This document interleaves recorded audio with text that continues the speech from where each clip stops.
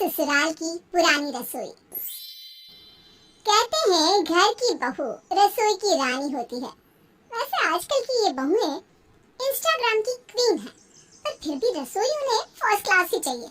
रसोई में सब चीजें मॉड्यूलर होनी चाहिए, चाहे वो मिक्सर ग्राइंडर हो या किचन के ड्रॉर्स, सब कुछ उन्हें मॉड्यूलर चाहिए। चाहे खाना कितना ही बुरा क्यों ना बनाती हो। पर जहाँ आजकल सब रसोई को नया बनाने में लगे हुए थे, वहीं मिश्रा परिवार की रसोई आज भी वही पुरानी वाली। और उस रसोई में आ गई आज की नई बहू, और उसका था आज पहला दिन। अलीशा बहू, आज तेरा रसोई में पहला दिन है। आज कुछ मीठा बना देना और भगवान को भोग भी चढ़ा देना, ठीक है? जी माँ जी, मैं आज ऐसा मीठा बनाऊंगी कि आप सब हाथ चाटते ही रह जाएंगी। अरे वाह, मतलब आज तो बहुत मजा आने वाला है माँ जी। हाँ हाँ भाभी, आप सिर्फ मुझे बता दीजिए कि हमारी सुंदर सी रसोई कहाँ है, बाकी सब आप मुझ पर छोड़ दीजिए। इस कमरे से दाईं तरफ है रसोई, तुम चलो, मैं बस अभी आती हूँ। जी ठीक है, मैं तब तक अपनी नई रसोई में सब कुछ संभाल लूंगी भाभी। ठीक है। अलीशा बड़ी खुशी से और उत्साह के साथ अपनी नई रसोई में जाती है, और वहां पहुंचते ही वो जोर से चिल्लाती है। उसकी आवाज सुनकर सविता और कांता दौड़ कर आते हैं। अरे क्या हुआ छोटी बहू, काकरोच देख लिया क्या तुमने? हाँ वही देख लिया होगा माँ जी। पर तुम ना चिंता ना करो, कभी कभी आ जाते हैं यहाँ। क्या है मतलब हमारी रसोई है और क्या? ये तो पुरानी बेकार रसोई की तरह है, बिल्कुल बर्तन यहाँ सामने पड़े हुए हैं, कोई ड्रॉवर नहीं है यहाँ, मसाले के डिब्बे भी बाहर पड़े हुए हैं, ना नई मिक्सर है ना चॉपर। हाँ, मैं जब से शादी करके आई हूँ ना, तब से ये ऐसी ही है। अरे पर तुम इतना परेशान क्यों हो रही हो?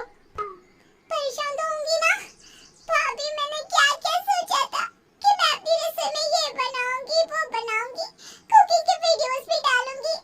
पर इस पुरानी बेकार रसोई में ये सब कैसे होगा? अरे अलीशा बहू, तुम्हें रसोई पुरानी हो या मॉड्यूलर, उसे क्या करना है? तुम्हें तो खाना ही बनाना है ना। माँ जी आप ये कैसी बात कर रही हैं?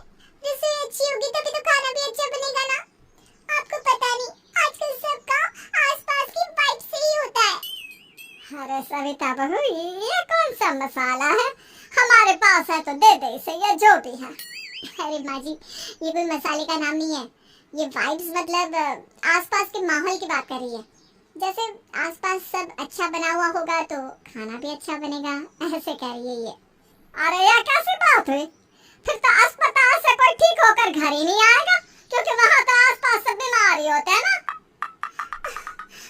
माँ जी, आप दोनों क्यों नहीं समझ रही? देख बहू, सविता भी तो इतने साल से इसी रसोई में खाना बना रही है ना।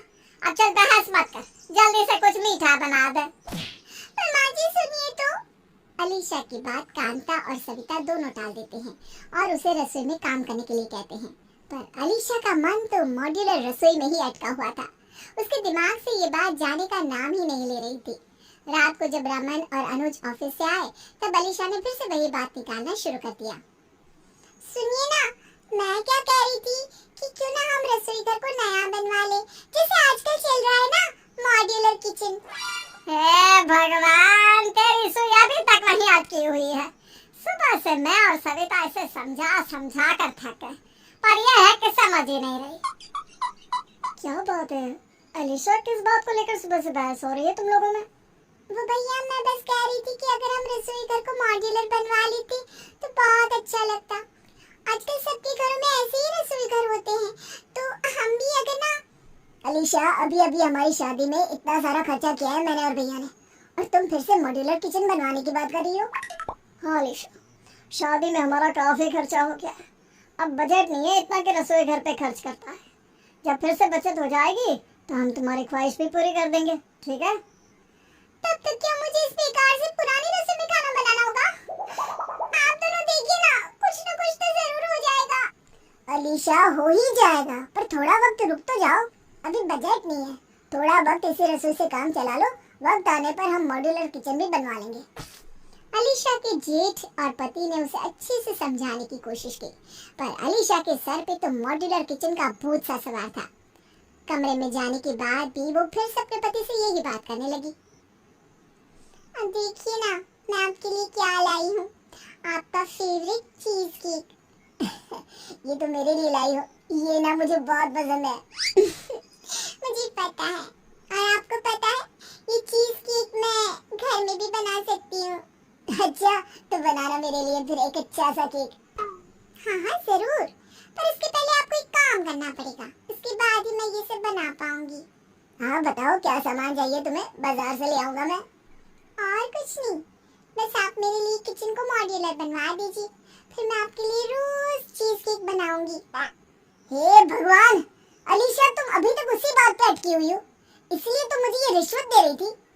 रिश्वत नहीं, बस आपको मना रही हूँ, आप मेरी बात मान जाइए। तुम समझने को तैयार ही नहीं हो अलीशा, अभी हम ये सब नहीं करवा सकते, जब वक्त आएगा तो मैं तुम्हारी ये इच्छा भी पूरी कर दूंगा। अब इसके बाद इस बारे में बात मत करना प्लीज। अपनी सास, जेठ, जेठानी और यहाँ तक कि अपने पति के समझाने के बाद भी अलीशा के दिमाग से नई रसोई बनवाने की बात जा नहीं रही थी। वो तो बस अब भी यही सोच रही थी कि अब वो कैसे फिर से अपनी नई रसोई बनवाने की बात करे। 2-3 दिन बीतने के बाद उसके मन में एक विचार आया और वो अपनी सास के पास गई।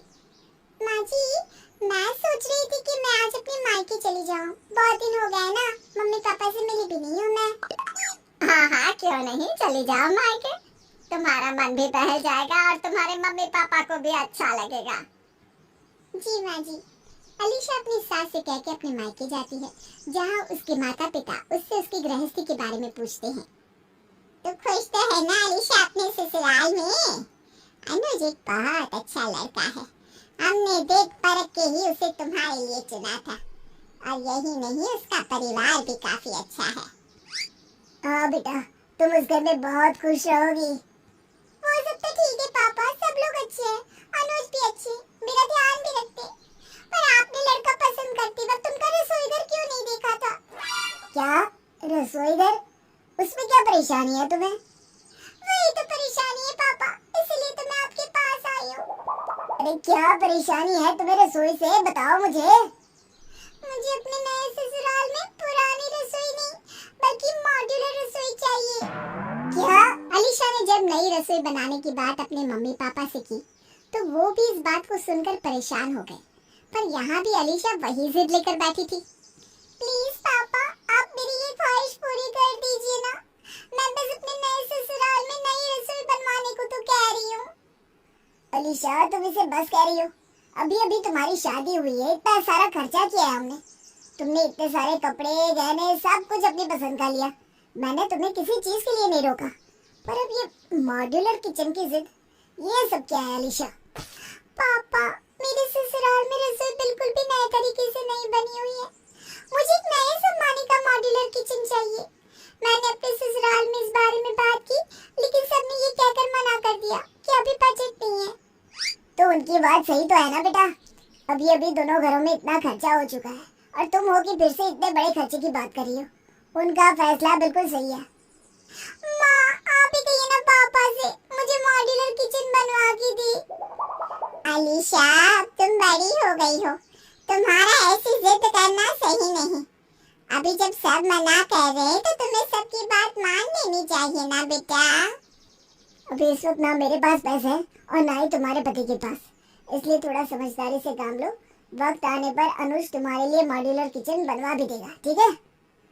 अलीशा जिस मकसद से अपने मायके आई थी कि उसके पापा उसे मॉड्यूलर किचन बनवा देंगे, वो तो पुरानी हुआ, पर अलीशा के मन में अब भी यही बात थी कि उसे कैसे भी करके नई रसोई चाहिए थी। अब उसके लिए वो नए तरीके सोचने लगी कि कैसे वो अपनी बात मनवा ले। ससुराल आने के बाद से वो कुछ अलग अलग सा बर्ताव करने लगी थी। भाभी, ये अलीशा कहाँ है, कहीं दिखाई नहीं दे रही। पता नहीं, जब से मायके से आई है अपने कमरे से बाहर ही नहीं आई, दिन का खाना भी नहीं खाया उसने। क्या? दिन का खाना भी नहीं खाया? खाना खाए बिना तो वो रह भी नहीं सकती, फिर क्या हो गया? एक काम कर बेटा, जा अनुज, तू ही बहू को देखा, कहीं उसकी तबीयत तो खराब नहीं हो गई। जी माँ, देख कर आता हूँ।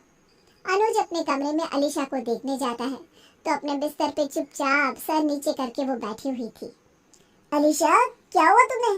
भाभी ने बताया तुमने दिन को भी कुछ नहीं खाया। तुम्हारी तबीयत तो ठीक है ना? हाँ, मेरी तबीयत ठीक है। तो फिर तुमने खाना क्यों नहीं खाया? मुझे नहीं खाना। यहाँ किसी को कोई फर्क नहीं पड़ता मैं क्या चाहती हूँ। तो क्या फर्क पड़ जाएगा अगर मैं खाना नहीं खाऊंगी तो? तो इसीलिए खाना नहीं खा रही कि हमने तुम्हें नई रसोई बनवाने के लिए मना कर दिया। हे भगवान अलीशा, तुम बिना सच में क्या क्या करती हो? मैं तब खाना खाऊंगी जब तुम मुझे नई रसोई बनवा के दोगी। ऐसे खाना ना खाकर तुम ब्लैकमेल कर रही हो, ये सही बात नहीं है। अलीशा, मैं तुम्हें बता दूं कि ऐसा कुछ भी नहीं होने वाला। कोई भी तुम्हारी बात नहीं मानेगा। तो मैं भी खाना नहीं खाऊंगी।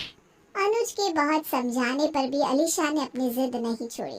पर अनुज को पता था अलीशा खाने के बिना नहीं रह सकती, इसलिए उसने सबसे कहा कि उसके रूम में थाली रख दो, वो खुद ही खा लेगी। इसलिए सुबह को कांता और सविता ने यही किया। सविता, रखाई थाली अलीशा के कमरे में? हाँ माँ जी, रखाई। और आज तो मैंने उसकी पसंद की पूरी सब्जी बनाई है।